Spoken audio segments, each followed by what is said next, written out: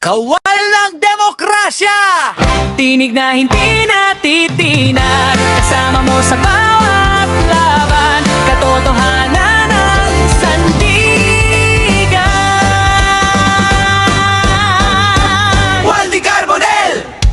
Kakampi ng mamamayan, tagapagtanggol ng bayan. Walang urong, walang iwanan. Dito, malinaw ang paninindigan. Dito, buhay ang boses ng bayan. Demokrasya, kasama mo si Waldy Carbonell. Allahu Akbar. Bismillahirrahmanirrahim. Alhamdulillah Rabbil Alamin. Isang mapagpalayang araw po sa atin lahat mga kaibigan. Ito po ang Kawal ng Demokrasya, Waldy Carbonell. Maraming salamat po dun sa mga bagong subscribers natin. At maraming salamat din po dun sa mga nagsishare sapagkat meron pong nag-react sa atin, nag-text. Ang sabi niya, parati ko na lang nababalitaan itong programa mo, pero ngayon lang may nag-share sa akin. Ako po ay, sabi niya, senior citizen na, hindi ko alam kung paano hanapin yung programa mo. Bagamat nabalitaan ko na yan noon pa, na meron daw natatanging programa na matapang, sabi niya, matalino, at makabayan. Abay, sabi ko, salamat po. Hindi ko sinabi na meron pong pagkukulang yung sinabi nyo. Hindi nyo nasabing, at magandang lalaki nung araw. Ganun pa man, mga kaibigan, tayo po ay nagpapasalamat sapagkat meron pong umorder ng ating pong libro. Abay, sabi niya, order ako ng 2. Yung isa para sa akin, yung isa ipapang-inggit ko ng mga barkada. At bahala sila kung gusto lang magkaroon, bibili nila ng doble. Abay kako, sige po, at hindi ko muna i-anunsyo ang aking libro para po bilhin nila yung ipapadala ko sa inyo bukas. Ganun pa man, maraming salamat po doon sa mga nagbigay ng reaksyon tungkol po dito sa ating libro. Opo, kailangan po natin ng tulong dito sa ating programa. Opo, makakatulong po kayo na mabuti pag bibili po kayo ng libro.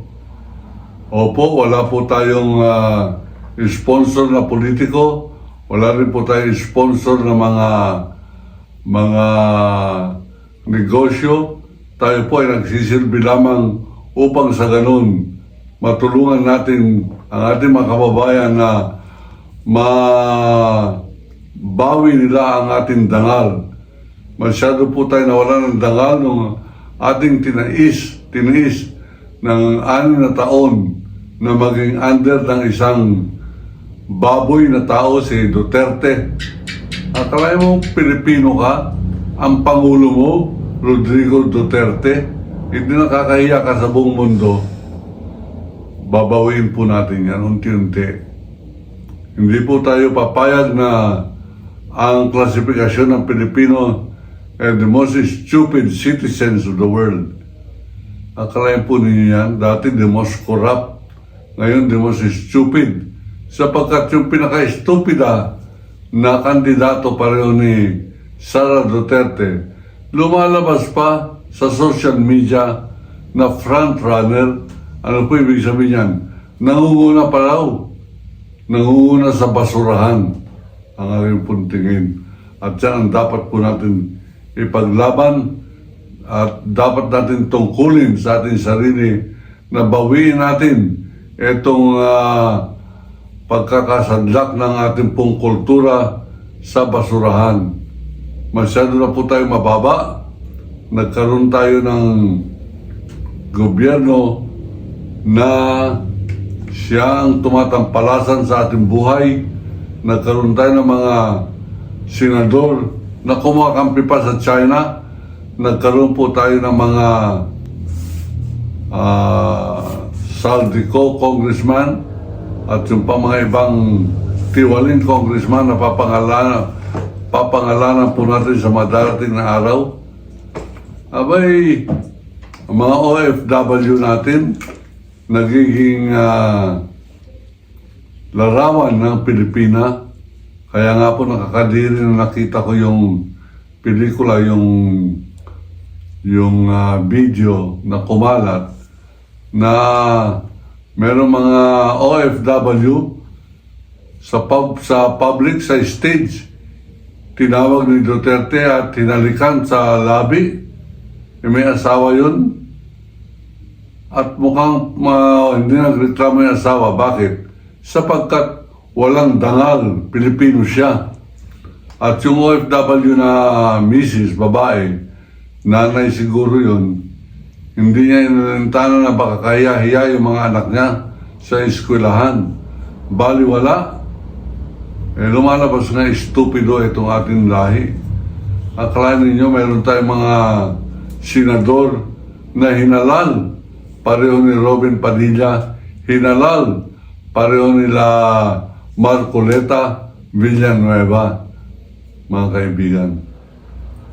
At meron tayong mga wanted na mga tao.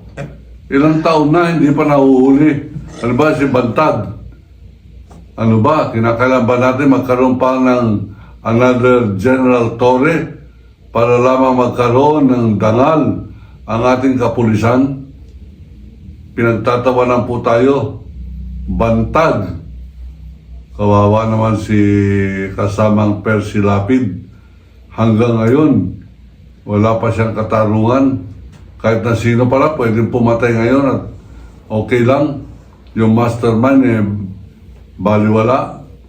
Sana yung mastermind, isama na nila yun sa usapin ng ICC, mga kaibigan. Anyway, itong ating kapulisan, hindi mo mapapagmalaki ang ating sandatahan lakas. May sandata ang pinapaputukan, Pilipina, sapagkat aktivista raw at baka NPA ito, nilagyan pa ng baril. Mga inutil. Kahiya-hiya itong ating bansa, kahiya-hiya ang ating pagkatao. Sabi ni Miriam Defensor Santiago nung araw, the most corrupt. Why are we known as one of the most corrupt countries in the world? May ganun pa siya. Ngayon, one of the most stupid voters in the world, Filipino. Kahiya-hiya na po talaga ang lahi natin. Dapat magtulong-tulong tayo, bawiin natin ang ating dangal. Alam po ninyo, karamihan ng mga Pilipina, iniinsulto yan sa mga ports of entry ng iba't ibang bansa. Kahit na ako po, inainsulto nung nag-cover ako ng Baghdad War, kami ng cameraman ko. Abay, ayaw kami papasukin doon sa Syria. Sa Syria, mga kaibigan, yan ay bansa na kalapit ng Baghdad, ng Iraq. Wala na pong aeroplano nung araw, binomba na ng mga Amerikano. Yung mga Amerikano, ang hiling mambomba sa ibang bansa Palaway, sapagkat negosyo nila ay giyera. Ganun pa man, mga kaibigan, pag Pilipino ka, akala ninyo, Waldi Carbonell, Green Hill dun sa Port of Entry, ang tingin nila, mag-TTNT ako, magiging laborer ako doon, kahit na walang visa, ay makikipagsapalaran. Bakit? Sapagkat ganyan ang imahe ng Pilipino. Nung palabas na kami, na-hold na naman kami sa Jordan. Bakit? Sapagkat bakit daw wala kaming tatak ng exit ng Baghdad? Paano magkakatatak ng exit ng Baghdad, kako? Wala ng gobyerno ng Baghdad. Binomba ng Amerikano. Pinalitan na ang gobyerno ng Baghdad, ng Iraq. Hindi kami magkaintindihan, hindi man may English. We hold you here. Medyo nagpalag-palag na po ko doon. Sinabi ko, I want to be deported. I hate Jordan. I don't want to work here. Akala nila magtatrabaho ko sa Jordan. Bakit? Sapagkat Pilipino ako. Ganyan din nung nag-cover kami sa Hong Kong.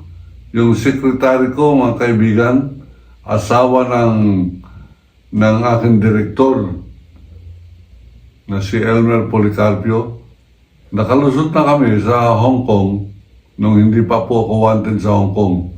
Eh ngayon, wanted na po ako sa Hong Kong dahil sa pakikipaglaban ko sa China at sapagkat Filipino activist ako. Ang tingin nila, Filipino terrorist ako. Eh, bayan mo sila ma-terrorize. Kaya nga tayo may Chris dito eh. Pan-terrorize sa mga inchik. Pinagtatawanan po tayo ngayon. Ang ating kapulisan, wala rin dangal. Sapagkat nagkaroon sila ng General Torre, nahuli si Kibuloy, nahuli si Duterte, inimbestiga nila Amy Marcos, inimbestiga at binuli-buli nila Bato de la Rosa, nila Bongo, nila Cayetano. Anong klaseng mga gobyernong Pilipino to? At sinasabi pang bakit natin susuko ang ating soberenya sa ICC? Mga tanga, mga traidor. Isusuko ba yun? Naghanap pa lang ng katarungan para ninyong inalipusta yung alaala ng mga pinagpapatay ng mga duwag na pulis noong panahon ni Duterte. Opo, Pilipinong pulis duwag sapagkat ang pinapatay Kian de los Santos, Carla Arnaiz, pero yung mga bantag hindi nila makita. Atong Ang hindi nila makita. Si Atong Ang ay kriminal. At siya na may warrant of arrest na. Eh bakit hindi pinagtutunan ng pansin? Bakit? Napakayaman tao, mga kaibigan. Tuloy-tuloy. Nagsabi sa akin kanina umaga ang isang informante natin na media. Ang sabi niya, tuloy-tuloy ang isabong ni Atong Ang. At ang pumapasok ay dolyar sapagkat ang mga kababayan natin na mga sabongero na nasa OFW abroad, abay naluloko po dyan sa electronic sabong ni Atong Ang. At ang ginagamit nila ay ATM nila. Ilalagay mo yung ATM mo, enter mo, pipili ka ng manok. Halimbawa, meron 2 manok pinaparada sa kaliwa, sa kanan. Pipili ka, pipindot ka. B. Pag pinindot mo yun at natalo, menos ka ng magkano ang iyong tinaya?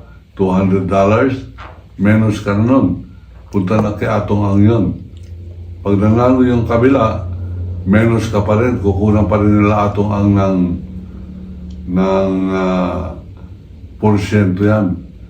Bilyon ang pumapasok kay Atong Ang. At sa atin, yung mga bilyonaryo, Panginoon po yan. Kaya nga po front-runner yan si Sara Duterte. Sa halip na mandiri sapagkat nagnakaw ng 6 billion, money laundering pa yan, nanggagaling pa yan sa droga ang kanilang pera, popular pa rin. Bakit? Sapagkat Pilipinas ito, dinadakila ng mga Pilipino ang mga magnanakaw. Dinadakila nila mamamatay tao. Dinadakila nila yung bastos. Dinadakila nila yung nagsasabing hinalay niya ang kanyang walang laban-laban na maid. Gusto ng Pilipino yan. Gusto kaya walang dangal ang Pilipino, mga kaibigan. Imbis na mandiri dito sa magnanakaw ng mga Duterte, nagiging DDS pa, nagiging pro-Sara pa, lalo pang dumami ang pro-Sara nung nalaman nilang bilyon-bilyon pala ang pera ni Sara Duterte. Kalay mo, bakit ganyan ang mga kababayan natin? Sapagkat Pilipino sila. Ang Pilipino, pinaglalaban nila na totoong walang dangal, walang delikadesa, walang kiber sa kabutihan, hindi pinaglalaban ng tama, hindi nga nila pinagtanggol ang Diyos nung minura ni Duterte ang Diyos, nung minura ni Duterte ang kanilang Santo Papa. Okay lang. Bakit? Pilipino kasi sila. Ngayon, mga kaibigan, Bakit hindi nahuhuli si Atong Ang sapagkat Pilipino ang kapulisan? Bakit kayang-kaya tayong agawan ng mga teritoryo sa West Philippine Sea sapagkat Pilipino ang ating mga leader, Pilipino ang Philippine Navy, Pilipino ang senator, Pilipino mga kaibigan, kampi sa mga masasama laban sa Pilipinas, kampi sa mga disente, mga inchik, mayaman. At ito mga kaibigan, ang diferensya ng ating lahi, na ito ang ating pong pinagpipilitan na kahit na ngayon, medyo may edad na po tayo. O, inaamin ko po, medyo above 21 years old na po tayo. Medyo senior citizen na. Na kahit na senior citizen, makipaglaban tayo para bago man lang ako mamatay, meron tayong konting dangal na masasabing nabawi natin ang konting dangal ng lahing Pilipino, lahing Bonifacio, lahing Lapu-Lapu, lahing Rizal, lahing mga Ninoy Aquino, lahing mga Trillanes, lahing mga Torre, lahing De Lima, lahing mga mararangal na mga Pilipino, mga kaibigan, na hindi lahat ay papangalanan ko ngayon sapagkat marami pa po tayong dapat pag-usapan. Sinisenyasan na po tayo ng ating producer na lagpas na po tayo sa oras. Baka mahirapan na siyang mag-upload. Pag sumobra pa po tayo sa 10 minutes, sumobra na po tayo. Ganun pa man, ito po ang inyong kawal ng demokrasya, makikipaglaban upang maibalik ang dangal ng Pilipino. Na sana matuto tayo maging marangal, matuto tayo mandiri sa mali, matuto tayong labanan ng kamalian, pandirihan ang mga senator natin na kampi sa China o kampi kay Duterte, kampi sa kasamaan. Yan ang senador ng mga Pilipinong dapat natin iwaksi, dapat natin ibagsak, dapat natin pandirihan. Yan po ang ating pong paninindigan. Ako po si Kawal de Carbonell nagsasabing iniibig ko ang Pilipinas. China, layas!